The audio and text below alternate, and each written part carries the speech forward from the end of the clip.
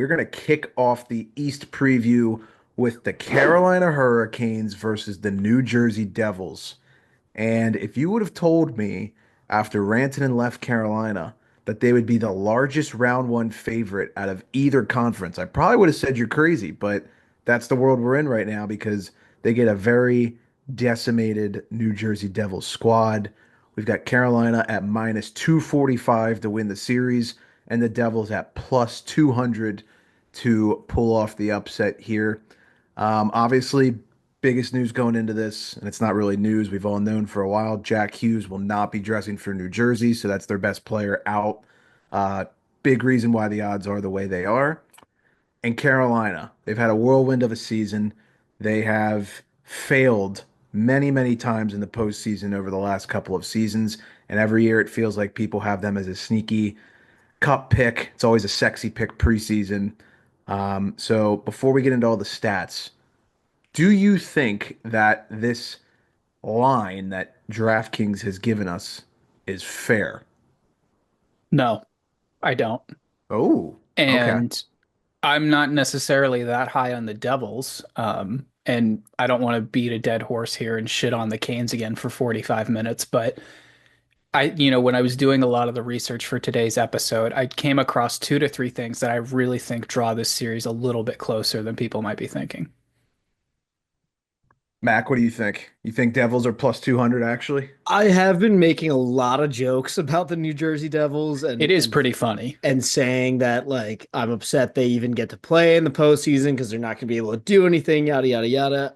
I do kind of agree with Nick that once I did some further depth research and actually looked at this matchup, it's not going to be as much of a blowout as I think. I do think that Carolina should be favored, probably not by that much. I think to answer your question, should be a little closer, but yeah, let's kind of get into Nick. I'm curious to hear what you think why it should be a little closer. I actually think you nailed it in one of our group chats earlier today. One of the three we have simultaneously going on every single day. I can't remember who was Instagram or Twitter, but you basically said like, "Oh, this report said that Carolina has better goaltending than New Jersey does." I could not disagree with that statement more. I understand that Right. Jacob Markstrom did not look great numbers wise when he came back from his knee injury. It's probably a good reason for that, and it's the fact that the Devils just fell off the face of the fucking planet and decided to Yeah. stop playing defense in front of him. So Right.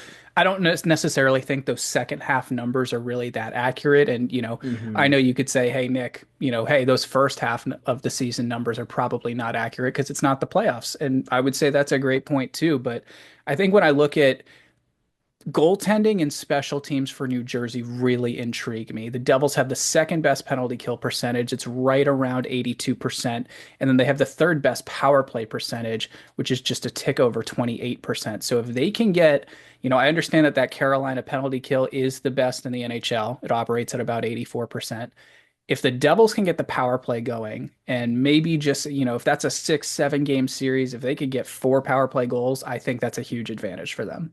Yeah, I think that's a fair point. I definitely agree on the goaltending front. I think Markstrom is, I mean, these are two teams that we more so Carolina, but a little bit the Devils just because of injuries. We've seen both teams use both goalies, and I think it's reasonable that we could see all four goalies in this series.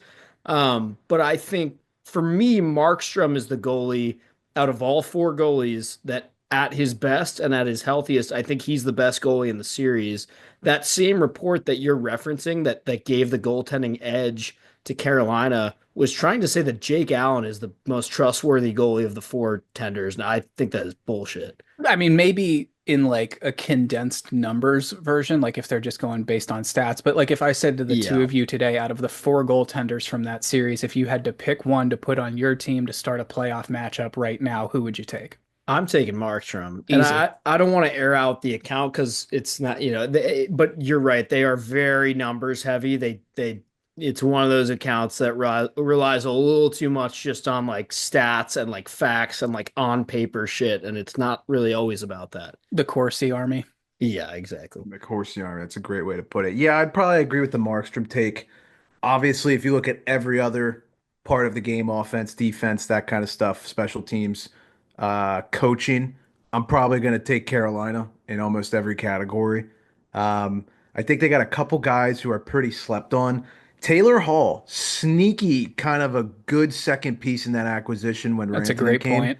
He kind of lit up. Yep, Uh, absolutely. Everyone is now aware of the Seth Jarvis craze, right? He made the Four Nation Yeah. squad. He had over 30 goals this season, so everyone's awake to that. But I'm going to give you a guy that I think can make some serious noise. And when I do watch the Hurricanes games, he's probably my favorite player to watch. Skylar Brindamore. I think Jackson Blake, the Yeah. former North Dakota kid, Yep.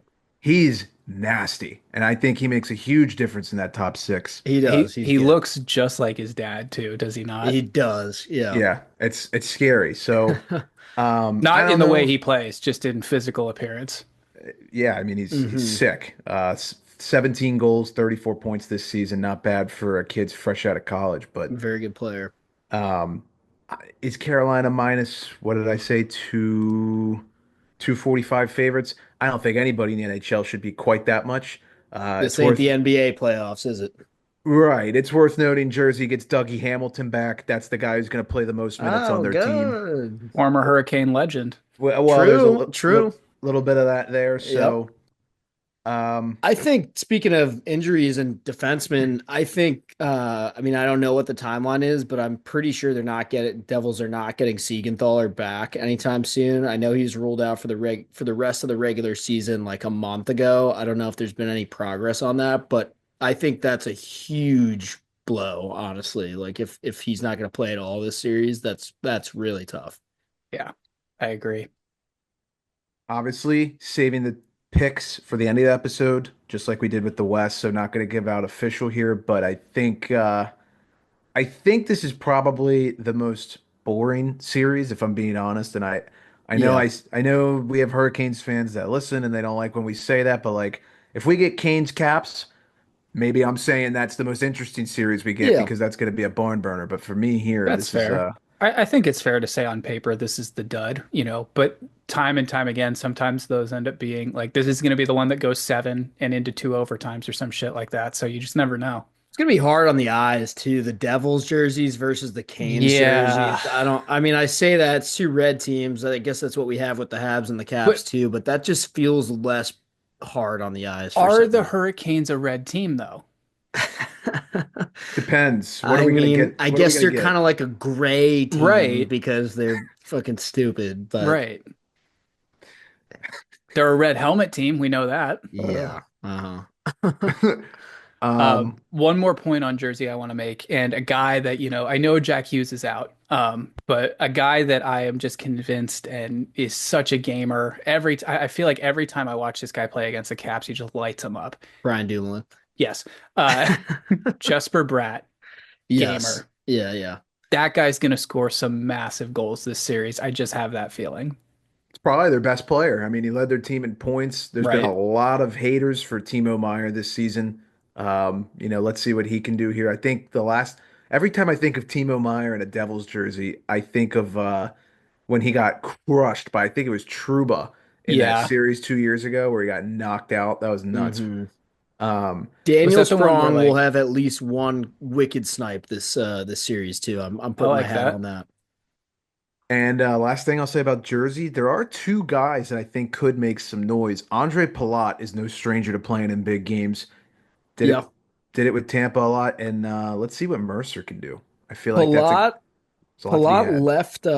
left the game last week with an injury, but I think his X-ray came back negative, so I believe he should be good to go for playoffs. But I totally agree as long as he's playing in the lineup and at least 70-80%, he's somebody that can change the game. Yeah, I think they have him as day to day. Go figure. Right.